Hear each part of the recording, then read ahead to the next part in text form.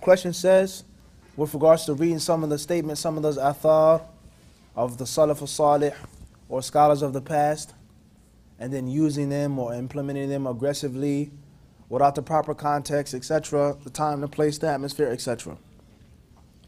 I would say first and foremost, from the things which will prevent you from falling to that vice is studying usul al-fiqh and reading the explanation of the hadith of the Prophet ﷺ in abundance. Because you'll abundantly find out and you'll see that there are ayat which are interpreted, and which is difference of opinion among the scholars of Islam on what the words of Allah mean. How many times was this surah sent down? Was this ayah sent down? Who was this surah or this ayah sent down regarding? Was it this companion or that companion? The hadith of the Prophet ﷺ, they say this is am, this is mutlaq, this is muqayyad, this is khas, this is mansukh, etc. So this is kitab and sunnah.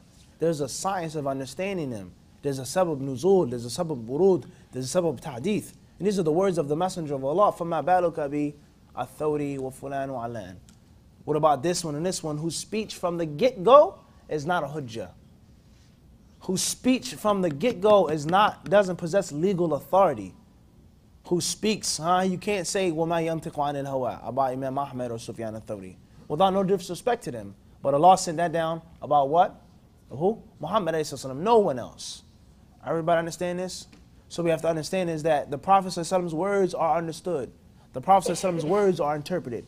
The Prophet ﷺ's words, certain times, not all times, but certain times they have a time and a place. So that automatically excludes the whole concept of this is what Imam Ahmed or Sufyan al-Thawri said, so I'm going to run with it absolutely without no detail. Another point which will protect you from this is just look how ugly hypocrisy is and double standard, how ugly it is.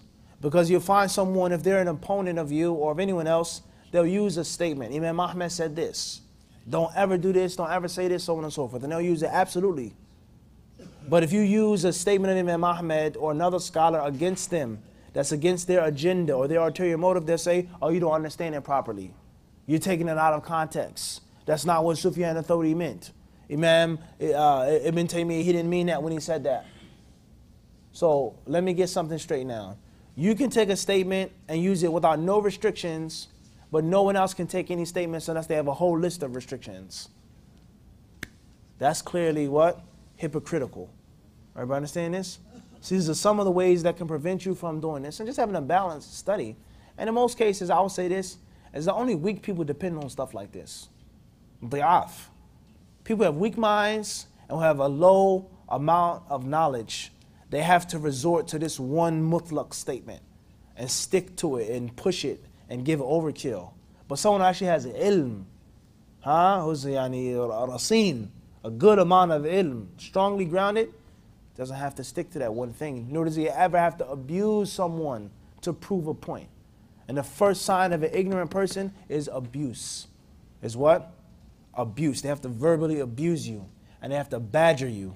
But if you truly have knowledge, then you have nothing to prove. And there's no need to abuse anyone. There's no need to just put someone down by beating them in the head with this one statement. And Allah Azza wa Jalla knows best. That's in brief, taban. Wallahu alam.